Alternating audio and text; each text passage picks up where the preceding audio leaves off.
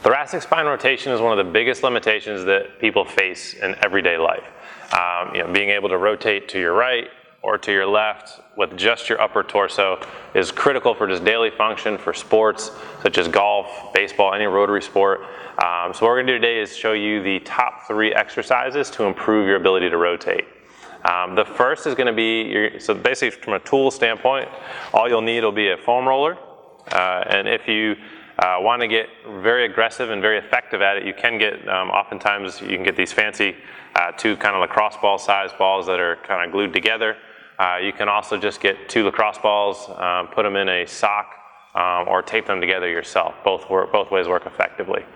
The first exercise is going to be rolling your thoracic spine to help it to extend. So if I'm on the ground, I'm going to roll from basically the base of my ribs up through the shoulder blades.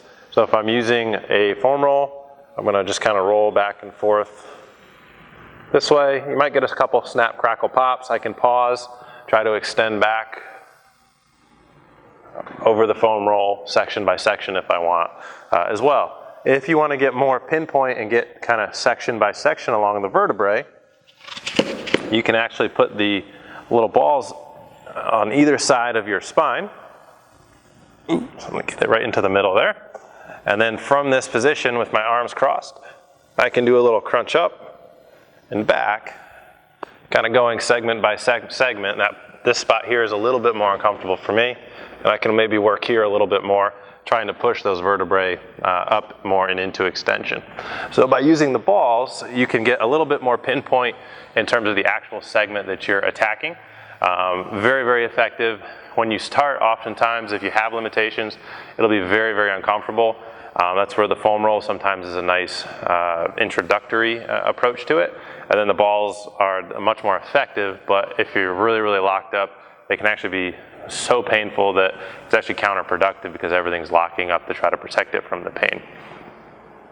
You can also, when the balls or the foam roller are underneath you, just breathe, and every time you breathe out, try to kind of sink into the tool, really trying to open up your extension of your spine. The second exercise I want to show you is what's called a thoracic spine opener. So what I'm going to do is actually turn sideways to the camera here so you can see this a little bit better. So you can use a foam roll or a pillow if you'd like, up onto the side here. Hands are going to start up together. What you're going to try to do is try to keep your fingers in line with the ground. And as I open, I'm going to try to get the back of this shoulder blade, my left shoulder blade, onto the ground, and then come back around. Now as I'm opening up, I'm trying to breathe out and really let my shoulder blade fall to the ground. A lot of the times the leg will pop up, you can try to really keep that leg down, and then you can circle back. You can also reverse this, where you start open, bringing the arm around, and then circling back up to the starting position. That's a great way to work on being able to open up your thoracic spine. It's also a way to identify right to left any limitations that you may have. It's not uncommon for one side to be a lot easier than the other.